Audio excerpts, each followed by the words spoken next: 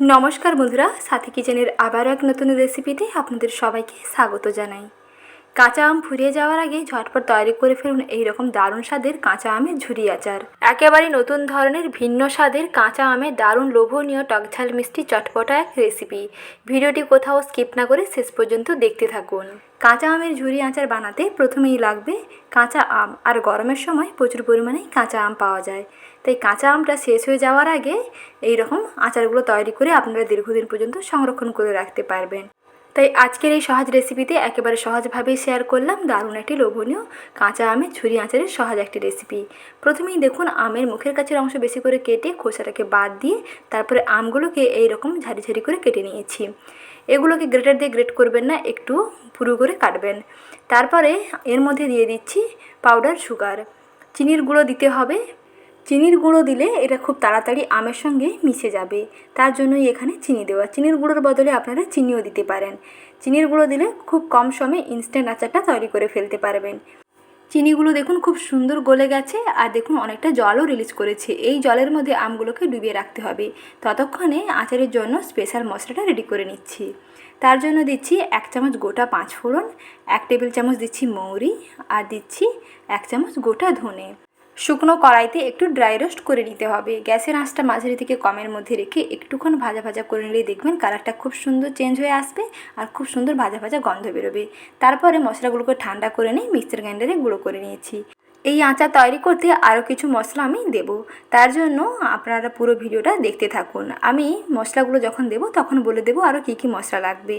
তারপরেই দেখুন আমগুলো কিন্তু আগে থেকে অনেকটা নরম হয়ে গেছে, আর জলটাও দেখুন অনেকটা রিলিজ করে গেছে। আর আমগুলো দেখুন বন্ধুরা কত সুন্দরভাবে নরম হয়ে গেছে। এই জল সমেত আমগুলোকে এখন কড়াইতে দিয়ে দিচ্ছি। চিনি জল সমেত আমগুলোকে কড়াইতে দিয়ে গ্যাসের আঁচটা কমিয়ে রেখেছি। তারপরে দিয়ে দিচ্ছি এর মধ্যে স্বাদ মতন লবণ। 1 চা চামচে 3 ভাগের 1 ভাগ লবণ দিলেই হবে। এখন সব কিছুকে একটুক্ষণ জাল দিয়ে নিচ্ছি। তারপরে যখন দেখবেন আমগুলো একটু নরম হয়ে আসবে এবং একটু ট্রান্সপারেন্ট হতে শুরু করবে, একটু স্বচ্ছ লাগবে, তখন এর মধ্যে এক এক করে মশলাগুলো অ্যাড করবেন। গ্যাসের আঁচ একেবারে কমিয়ে রাখবেন। গ্যাসের আঁচ কমিয়ে এইরকম বারবার হাতা দিয়ে নেড়েচেড়ে রাখবেন, তাহলে দেখবেন কড়াইয়ের তলায় আর লেগে যাবে না। এখন দিয়ে দিচ্ছি হলুদ গুঁড়ো এবং লঙ্কার গুঁড়ো।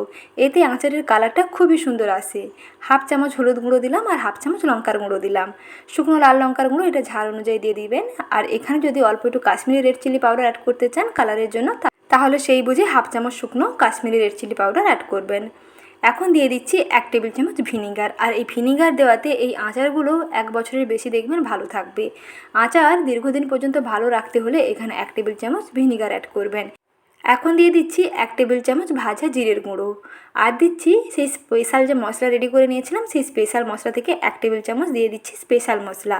আপনারা যখন আচারি মশলা তৈরি করবেন তখন জিরেটা দিয়ে দিতে পারেন, তাহলে একসঙ্গে ভাজাও হয়ে যাবে আর গুঁড়োও হয়ে যাবে। আলাদা করে আর অ্যাড করবেন না। এখানে আগে থেকে ভাজা জিরের গুঁড়ো রেডি করা ছিল, তাই সেখান থেকে দিয়ে দিলাম।